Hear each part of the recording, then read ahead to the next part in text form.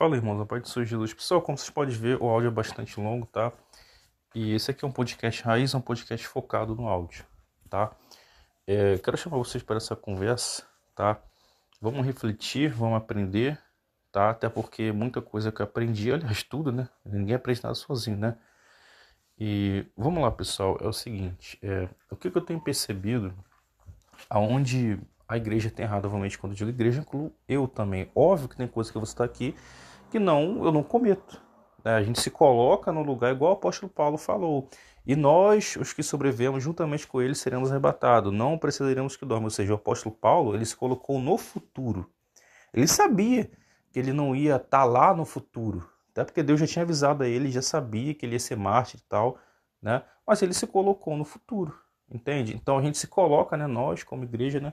Mas eu quero falar de uma forma assim que eu tenho percebido no sentido assim de culto, né? O modelo de culto que a gente tem visto hoje, tá? Deixando claro que eu não sou contra a palavra de bênção, palavra de vitória, mano, isso tudo é bíblico, trazer uma palavra de ânimo, um louvor que vai trazer um incentivo para a pessoa continuar e tal, só que esse não é o foco do evangelho. O foco, você pega as pregações de Jesus e pregações dos apóstolos, eles focavam em ensinar, entende? E hoje a igreja separou a pregação. Ó, esse pregador, não, isso aqui você é para pregar. Não, você é para ensino, porque o seu estilo é de ensino. Cara, de onde inventaram isso, cara? O seu estilo é de ensino. Aí coloca o cara para pregar domingo de manhã, nos cultos menos importantes. Aí os caras que grita, que fala, levanta a mão, olha pro seu irmão. Os caras que já tem lá todos os bordões que conseguem manipular, né? Aí coloca domingo à noite, quinta à noite. Isso tá errado. Entendeu? Só que eu sei por que as igrejas fazem isso. Porque elas sabem que o povo está viciado nisso. Se não tiver isso, o povo não está lá na igreja.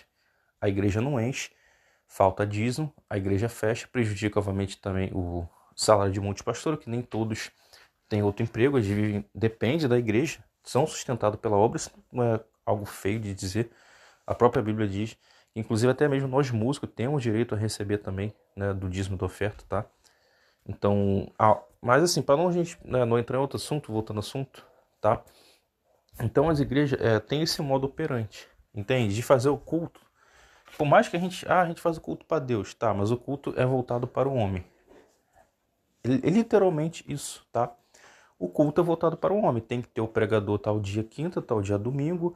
Tem que ter tais louvores, porque senão a igreja não vai gostar. Ou seja, tudo voltado para o que a igreja, né? Para o que vai agradar a igreja. Se não, é literalmente isso que acontece. Eu entendo, gente, óbvio, né? Existe ali um grupo, uma congregação que está em tal ponto geográfico, existe ali liderança, cada um tem seu estilo, cada um tem seu gosto e tal. Óbvio que vai ter um dedinho ali, a mão do homem ali, porque a gente tem liberdade, entende? Deus, ele não estabeleceu, olha, eu gosto disso, disso, disso, disso, disso. Sim, Deus estabeleceu o que ele gosta, mas estou falando nesse sentido. Existe uma ordem bíblica em que todo culto tem que começar de tal forma. Não, a gente tem liberdade. Tem gente que começa com da harpa, tem gente que começa sem da harpa, tem gente que toca worship, aliás, qual igreja que não toca worship, né? Tem igreja que não toca worship, né? Então, assim, isso é da liberdade de cada um, entende? Só que esse excesso de liberdade, né? Não vamos dizer excesso de liberdade, né, cara? Liberdade é liberdade, né, cara? Só que não modus operandi, né? Que tá errado, entende? A igreja tá tirando foco, que é a Bíblia, que é o Evangelho, e tá focando naquilo que vai agradar as pessoas. Vamos montar um culto que vai agradar as pessoas. Eu já ouvi o pastor falando, culto de terça, ele gosta muito de culto de terça, mas a igreja não gosta e tal. Ou seja, o que ele quer dizer? Então, culto de domingo eu vou fazer para a igreja, culto de quinta para a igreja, culto de terça para quem realmente gosta da palavra, gosta de oração, né? Cara, isso acaba demonstrando o quê? Uma falta. Isso são muitas lideranças, tá? Porque se o foco, se o principal é ensino, é oração, então por que não coloca domingo? Opa, se colocar domingo a igreja não vai gostar. Ou seja, o critério é se vai agradar a igreja e não se vai agradar ao Senhor da igreja, entende? Então esse é um grande problema, tá? Eu confesso para vocês, eu oro em casa, na igreja eu oro, mas eu me sinto mais à vontade de orar em casa, tá? Eu não sou aquele, eu vou levantar a bandeira da oração, que eu dobro o joelho meia hora, 1 hora, 2 horas, eu fico ali. Não, mano, eu tenho outro estilo, tá? Eu não tenho esses costumes litúrgicos de iniciar com o hino da harpa, sei lá o que, entendeu? Respeito, entendeu? Né? Mas não seria melhor, cara? Não seria melhor um culto de terça, domingo à noite? Espiritualmente falando, já que tem oração, tem mais oração, é um culto focado mais na palavra do que naquela coisa de animar o povo, né? De trazer uma palavra que vai resolver os anseios. Óbvio que seria melhor, mas é melhor financeiramente? Não é. Entende? Então o que acaba pesando mais é o que vai agradar o povo, né? Pesa nessa questão da área financeira, né? Então, galera, a gente pega a igreja primitiva, né? Prodígios, sinais e maravilhas. Jesus, o apóstolo, o que Jesus falou? Vocês farão obras ainda maiores do que as que eu fiz, porque eu vou para o Pai. Nós temos o Espírito Santo e nós temos que desenvolver os dons espirituais. A gente tem que edificar a si mesmo. A Bíblia diz o quê? Orando em língua todo tempo, né? Orando em línguas para edificação própria. A oração em línguas para edificação própria não é você falar inglês ou falar japonês. O que vai edificar você falar inglês e japonês? Vai edificar nada, né? Então, essa oração em línguas que fala para edificação própria é a língua espiritual, entende? É aquela língua que não tem, vamos dizer, um significado, tá? Pra gente, né? Obviamente Deus, ele, né? Ele sabe, né? Ele coloca as palavras e a gente tem que falar, né? Assim, o foco aqui também não é explicar sobre o dom de línguas, tá? Mas existe, obviamente, a língua para evangelismo, né? Que você vai falar inglês, você vai falar japonês, mesmo sem saber. E o worship, né, cara, é uma coisa interessante porque eu não vou aqui tacar pedra igual muitos fazem. Eu vou falar mal do worship, eu vou mesmo. Não da forma que o pessoal fala mal. O worship é o seguinte, existe muito worship, né, que a letra é de exaltação a Deus, que é de adoração, né? O próprio ritmo da música começa lento, tem pé de pouco acorde. Gente, a música, ela funciona como um potencializador, um influenciador de sentimentos. Por exemplo, se você está precisando refletir, precisando se acalmar, o que as pessoas costumam fazer? Coloca um fundo musical ou coloca um som de água corrente. Então o worship, ele ajuda a pessoa a refletir. Só que qual que é o problema do worship? As pessoas ficam viciadas, as pessoas só conseguem refletir, só conseguem adorar se tiver a frequência da música worship. Se não tiver, ela não sabe mais adorar. Entende? Porque a música rápida é para quê? Música rápida, celebração. Seja qual ritmo for, ritmo de rock, de reggae, né? A maioria das músicas rápidas é um ritmo assim de celebração, para a pessoa se animar, para dançar, para celebrar, para pular, para bater palma, para se animar, para ficar energizada, para ficar para cima, né? Isso é muito comum na música secular, porque a música secular ela visa bastante, né, a pessoa se sentir bem, entende? E quando é uma música reflexiva, obviamente tem música secular reflexiva, vai falar de amor, vai falar, sei lá, às vezes de alguma reflexão da própria vida, né, alguma crítica social, sei lá, entendo, também tem, né?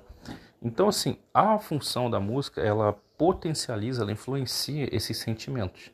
Só que o worship ele está dominando as igrejas, onde não há mais espaço para você celebrar, você nem é influenciado a celebrar, porque você só é influenciado a refletir, a chorar, a levantar a mão, e isso gera o quê? Isso gera um vício e acaba que vamos dizer que é um tipo de hipnose, entende?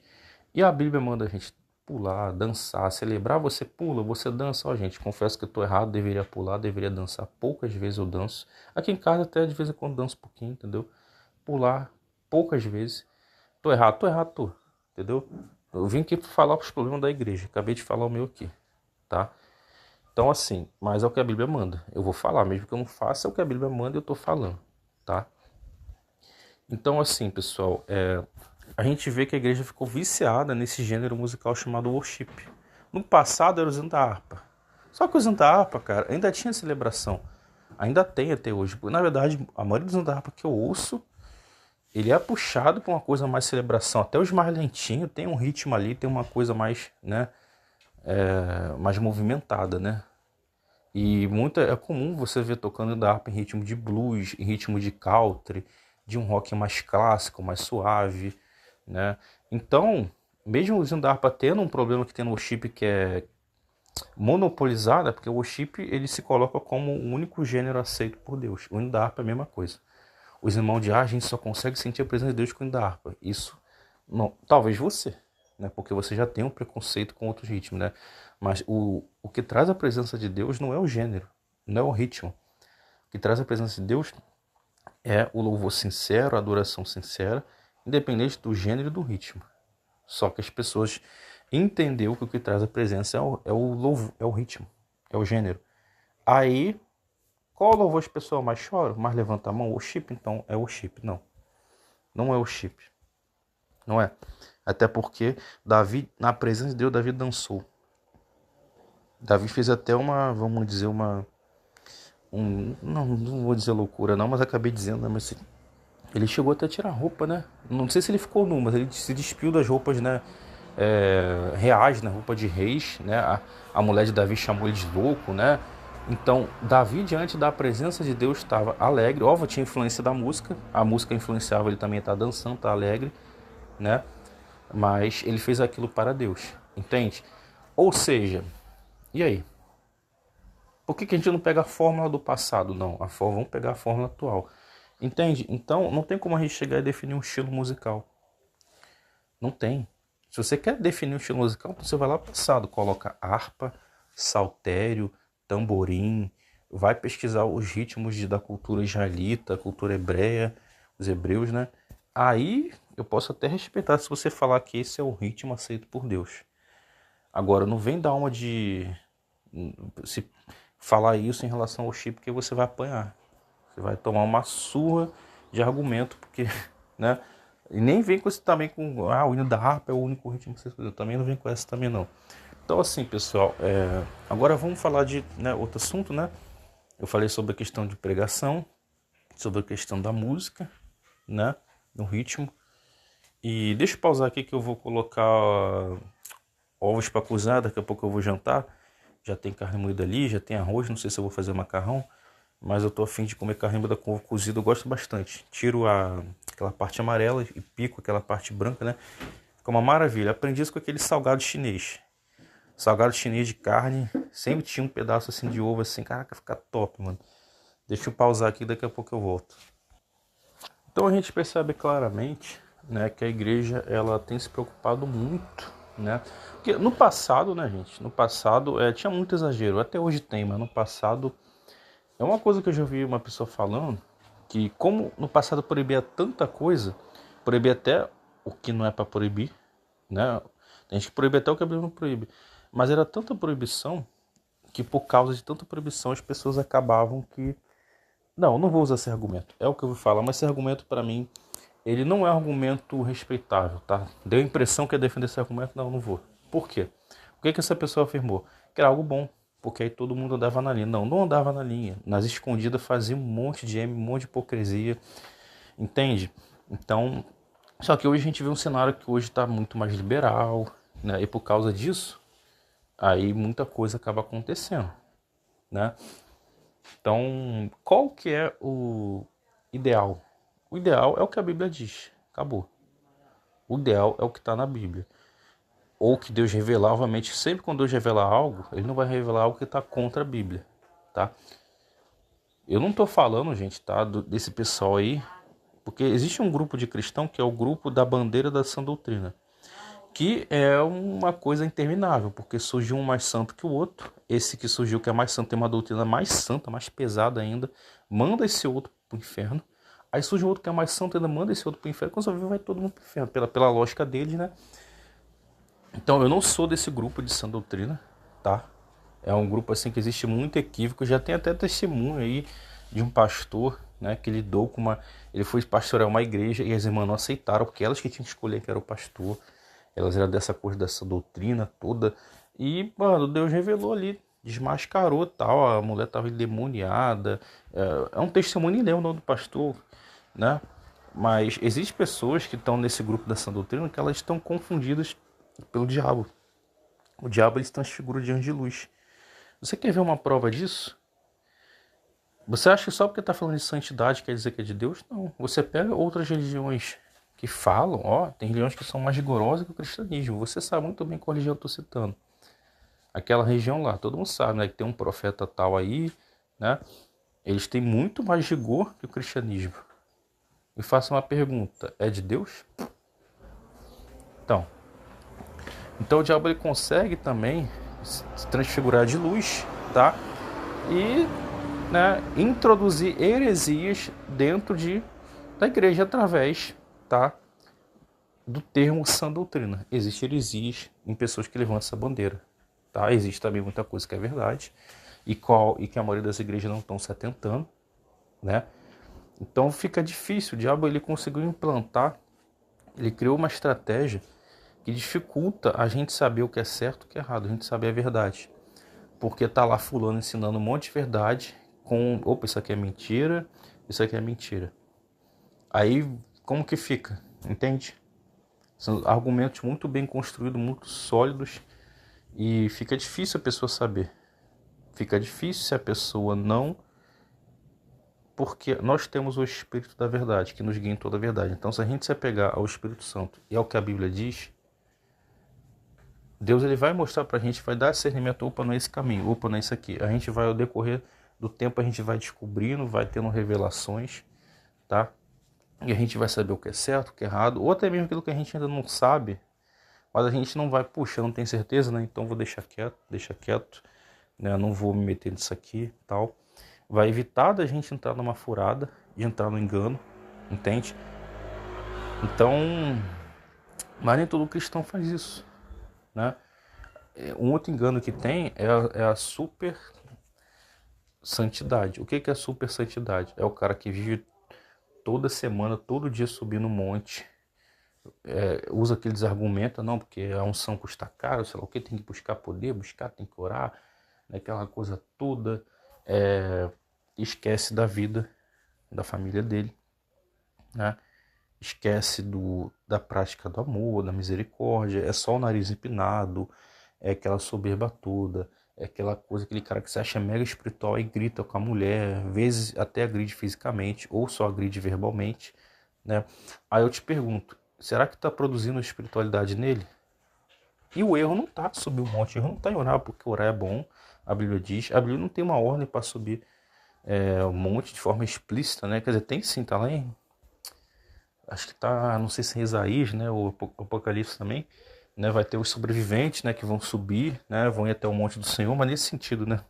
No sentido de você tem que orar no monte, né? A gente vê pelo contrário, Jesus disse, fecha a porta do teu quarto e ora, né? Então a gente vê vários extremos, né? Porque quando a gente fala dos erros da igreja, são várias igrejas. É eu, é você, tem as pentecostais, arminiana, calvinista, reformada. Aí a gente entra também, até mesmo, né, nas... Qual é o nome? Adventista, Testemunho de Jeová, Mormons e outras igrejas, né? Então, assim, eu obviamente não estou focando na Adventista, nem na Testemunho de Jeová, nem na Mormon, né? Eu estou focando mais pentecostal e não pentecostal, seja arminiana ou calvinista, tá? É mais nessas igrejas. É que todo mundo conhece, Assembleia, né, Batista, essas modernas church, né? E obviamente tem aquelas igrejas que, sei lá, tem qualquer nome ali e você só vai descobrir o que é quando você entra lá. Aí pode ser uma igreja da sã doutrina, ou pode ser uma igreja no molde da Assembleia. Dificilmente vai ser no molde batista, que as igrejas têm um molde batista. Deixa eu pausar o áudio aqui. Dificilmente você vai ver uma igreja batista, tipo nessas igrejas assim, que tem uma pintura ali, uma coisa bem, vamos dizer, iniciante, amadora, né, para não ter condição. E, inclusive, a gente entra na questão da maçonaria, que a igreja batista, né, é bastante forte disso, mas isso não é só da igreja batista, não. Isso tem na Assembleia, tem um monte de maçonaria, de maçons infiltrados, nas church também. Só não sei se tem da sã doutrina, né? Não sei, né? Mas maçonaria. Teve um pastor que recebeu o convite ele dizendo que não aceitou. Um pregador, ele também recebeu o convite, também dizendo que não aceitou. Um outro pregador disse que foi numa igreja lá, uma assembleia, e lá estava explicitamente, né, coisas da maçonaria, que está tudo dominado, né? Não que está tudo, né, mas né? Modo de falar, né? Então, é algo que acontece, né? É algo que é o caminho assim, tipo, mano, você quer crescer a sua igreja, você quer ganhar dinheiro, você quer... A pessoa já vai logo nesse caminho, entende? Aí se a pessoa não vai nesse caminho, mas começa a crescer, tanto espiritualmente quanto fisicamente, aí a maçonaria já mira, já fica na mira, já vem com a proposta para tentar corromper, né? Assim aconteceu com muitos aí, né, que são famosos hoje, né? Então assim, mano, é um outro problema também, né? Então a gente acaba vendo, cara, que é o que a Bíblia diz. O amor ao dinheiro é a raiz de todos os males. Você vê que é o amor ao dinheiro, cara, não só no meio cristão, quanto no meio secular. É o amor ao dinheiro. Eu vou confessar pra vocês, o que eu penso no dinheiro. Cara, eu não dou lado do dinheiro, né? Agora, todo mundo quer dinheiro, é fato. Eu quero dinheiro, eu quero. Eu vou confessar pra você, eu gosto de dinheiro, eu gosto. Eu gosto muito de dinheiro, mas só muito. Vamos dizer, eu gosto muito de dinheiro, tá aqui, e amar o dinheiro tá muito acima. Eu não cheguei, nem vou chegar nesse nível de amar o dinheiro, tá? Eu não tô nem perto de chegar na linha, né, de amar o dinheiro, tá? Agora, gostar muito, gosto, tá? Então, é isso que eu penso a respeito de dinheiro. É uma coisa que não, entende? Não me chama tanto a atenção a ponto de caraca, eu vou pecar por causa de dinheiro. Agora, quando você fala de mulher, aí eu confesso pra vocês que é o que eu vejo que é o meu maior problema. Não, não porque eu não fico aí pegando um monte de mulher, na verdade, né? Nunca me envolvi com nenhuma, tá? Pois é, nunca me envolvi porque, graças a Deus, tem livramentos, tem os princípios cristãos, tem questão do fugir, do vigiar e orar, mas eu não sei até quando. Eu não sei até quando eu aguento isso aí, mano, entendeu? Né? Mas, deixa eu voltar ao assunto. Então, pessoal, a intenção do áudio era ser um áudio longo, né? Comecei falando, como vocês podem ver aí, né? Quer dizer, para muitos 20 minutos, mais de 20 minutos é longo, né? Pra mim é um áudio assim normal. Normal pra me falar, né, cara? Se eu falar 40 minutos já começa a cansar, a voz já fica bastante, né, cansativa, né? Mas, pessoal, trouxe essa reflexão pra vocês. É isso aí. Graças a Deus, glórias a Deus, aleluia, em nome de Jesus. Salmo 117, versículo 1. Louve no Senhor todas as nações, exaltem todos os povos. Amém.